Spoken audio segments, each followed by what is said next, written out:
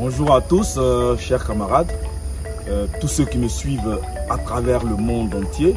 Aujourd'hui, j'ai décidé de me retrouver dans un espace naturel, c'est-à-dire la forêt du Banco, en plein Abidjan. Et ici, pourquoi j'ai décidé de faire ma vidéo ici? Pour vous montrer que c'est un potentiel touristique que nous avons, que nous pouvons mettre en valeur pour susciter l'adhésion de toute la population, parce que c'est vraiment un espace merveilleux. Un, pour le sport, de deux, pour tout ce qu'il y a de touristique. Et ça vous fait du bien. Surtout quand vous venez marcher ou même faire du vélo, ça vous fait du bien. Je suis là ce matin pas pour vous parler de la forêt du Banco, mais bien au contraire, vous parler d'un sujet qui, ma foi, devient de plus en plus récurrent, à savoir l'infidélité des femmes. Pourquoi tous les hommes, pratiquement la globalité, s'acharnent à dire que les femmes de nos jours sont devenues infidèles?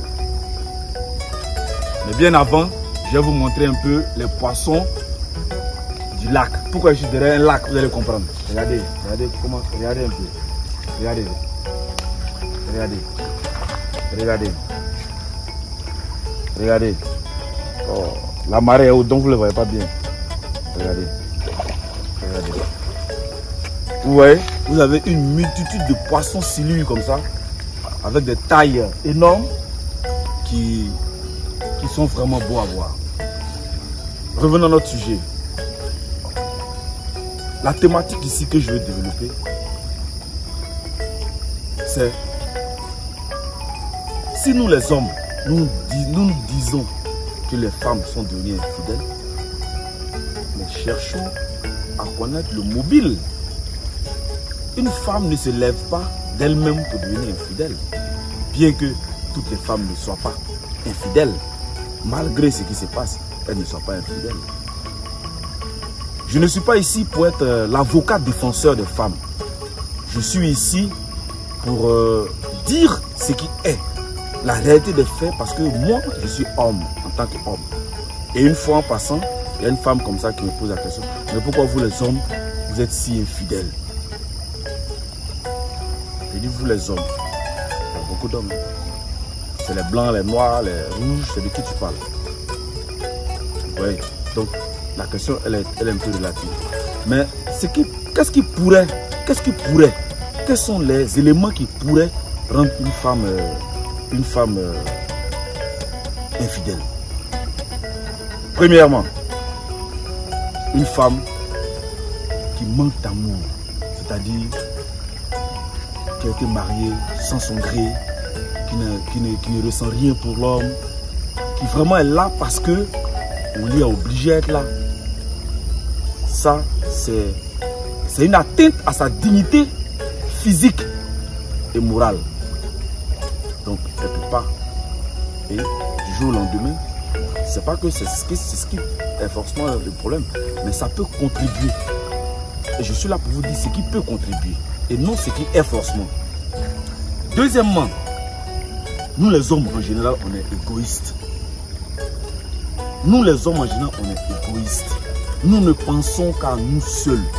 Nous oublions que nous vivons avec une femme, que nous avons une copine pour ceux qui ne sont pas mariés, ou bien une concubine. Pensons à celle-là quand nous pensons à nous-mêmes. De la même façon, nous nous aimons là. Aimons, donnons-leur, ne serait-ce que le tiers de l'amour que vous donnez à une femme. Vous allez voir ce qu'elle vous donnera en retour. Mais essayez. Ensuite, nous avons le manque de respect, le manque de considération. Certains hommes ne considèrent pas leur femme, leur conjointe, et la femme avec laquelle ils vivent. Ils ne considèrent pas la femme. Parce que regardez quelque chose. Un homme, tu es à la maison, tu sors à la servante. Est-ce que tu respectes ta femme? Tu sors, elle est fille du quartier. Est-ce que tu respectes ta femme? Mais on ne la respectera pas. Et quand elle va apprendre ça, c'est une frustration. Et quand elle est frustrée, et puis ça donne à tout. Ça, il faut que les hommes, on essaie de le voir. Il faut qu'on respecte la dignité de la femme. Ensuite, il y a un problème crucial. Il y a un écrivain qui disait que les 90% du mariage, c'est le lit.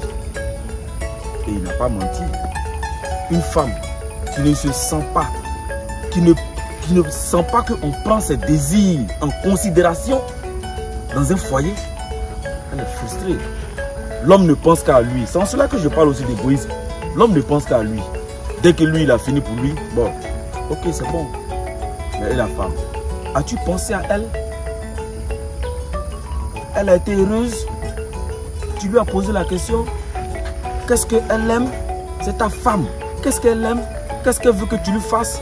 S'il y a des choses qu'elle ne veut pas, que toi tu ne peux pas, mais vous en discutez. Mais ne soyons pas aussi égoïstes de façon sexuelle.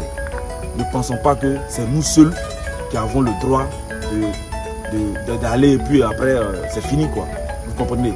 Je ne veux pas rentrer dans certaines grossièretés, mais il faudrait qu'on se rattrape à ce niveau-là. Il faut discuter, rapport homme-femme, qu'est-ce que tu aimes, qu'est-ce que moi j'aime, comment on peut gérer ça, est-ce que j'arrive à te satisfaire, est-ce que j'arrive pas? En fait, il faut la communication. Ce qui peut entraîner aussi une femme à être infidèle, c'est la mauvaise fréquentation. Elles fréquentent tout le monde. Elles sont dans les bars, elles ont des camarades, elles sont mariées, hein, mais elles sont dans le bar, elles sont dans... C'est pas que c'est mauvais d'aller dans un bar avec ses copines, oui. Mais il ne faudrait pas que ce soit récurrent. Toi, ton mari, il est à la maison. Et puis c'est toi qui es toujours dehors. En train de... Et puis, tu veux quoi? Tu t'attends à quoi à la fin? Tu t'attends à quoi à la fin? Donc, voilà un peu... sur ce plan-là, il faut qu'il y ait l'environnement qui joue. Quand on parle de fréquentation, il y a l'environnement qui joue. Il y a la jalousie. Il y a les envies. Lorsque on n'arrive pas à satisfaire tout ça, lorsque elle-même, elle se retrouve dans ces conditions-là, c'est sûr que son environnement aura un impact négatif sur elle. Aussi, il y a l'absence permanente. L'absence permanente de nous les hommes. Maintenant, c'est dû au voyage, maintenant, c'est dû au boulot, maintenant, c'est dû à tout ce qu'on peut savoir. Mais lorsqu'on a un petit bout de temps, il faut le consacrer à la famille. Lorsqu'on a un petit bout de temps, il faut le consacrer à la famille. La famille, c'est le socle. La famille est importante. La famille, c'est notre tout. Parce que c'est des choses qu'on ne fera pas deux fois. Donc, prenons du temps, donnons du temps à nos femmes, à nos enfants. Ça va leur faire plaisir. Il y a des gens qui disent, en général, si tu veux te marier, tu peux choisir une femme qui a la crainte de Dieu. Oui. Pourquoi on dit une femme qui a la crainte de Dieu? La femme a la crainte de Dieu parce que quand tu suis les livres bibliques ou coraniques, on te dira toujours que la femme doit rester pieuse, la femme doit servir son mari, la femme doit être soumise. Mais soumission ne veut pas dire esclavage. Donc, je pense qu'à ce niveau, il faut aussi faire attention. Parce que les femmes qui se disent religieuses, souvent elles sont pires. Souvent elles sont pires que celles-mêmes qui ne vont pas à l'église. Elles sont pires même souvent que celles-mêmes qui ne vont pas à la mosquée. Le pasteur n'est pas Dieu. L'imam n'est pas Dieu. Il a des scènes comme nous. Donc la femme même qui va à la Mecque, qui peut tromper, qui peut être infidèle, c'est le frustré. Donc on va maintenant passer à la solution. Okay, donc comme je le disais, à tout problème, il y a une solution. C'est seule la mort qui n'a pas de solution. Il faudra comprendre que on peut régler un problème que lorsque on a conscience. Parce que si l'homme ne sait pas qu'il pose des actes qui impactent négativement le psychique de la femme, c'est dangereux. première solution, il faut la communication. Communiquer beaucoup pour comprendre le mobile de la distanciation qui est entre la femme et toi, pour comprendre les ressentiments de l'autre. Parce qu'il ne faut pas te dire non, je rentre, je me couche, je dors, je me fous. Non, c'est pas ça la vie. Si tu as décidé de vivre avec quelqu'un, il faut assumer. Et pour assumer, c'est ça. Vous comprenez. Ensuite, il faut être attentionné. Attentionné. Quand tu arrives du boulot, ah bonjour, comment tu vas, ta journée, comment ça va, de temps en temps vous vous appelez. Vraiment, c'est important. Les petits cadeaux en passant, on n'attend pas seulement la Saint-Valentin pour mentir à quelqu'un. C'est de l'hypocrisie. Non, il faut entretenir, c'est comme un jardin. Prenez un exemple, deux personnes ont le même jardin. Il y a un qui entretient son jardin. Les fleurs poussent, et l'autre qui s'étonne que pourquoi pour l'autre est beau.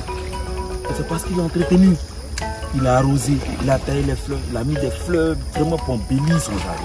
Mais l'autre, pendant ce temps, l'autre est en train de sécher, l'autre est en train de mourir. Lisez avec ce que j'ai en train de dire. Et la femme, vous devez comprendre que c'est un autre âge. C'est vrai qu'on a une autre différence. C'est à cause de notre différence qu'on nous a mis ensemble. Si on était pareil, on n'aurait pas nous mettre ensemble. Donc, dire simplement que l'infidélité n'est pas une fatalité. Tout le monde peut être infidèle en fonction de ce qu'il subit. Tout le monde peut changer s'il prend conscience qu'il impacte négativement sur la conscience de l'autre, mais sur le psychique de l'autre. Et sachez aussi que l'infidélité est condamnée par Dieu. Celle que le fait. Et ceux qui entraînent les autres à le faire, on va le payer un jour très cher. Peut-être pas maintenant, mais un jour.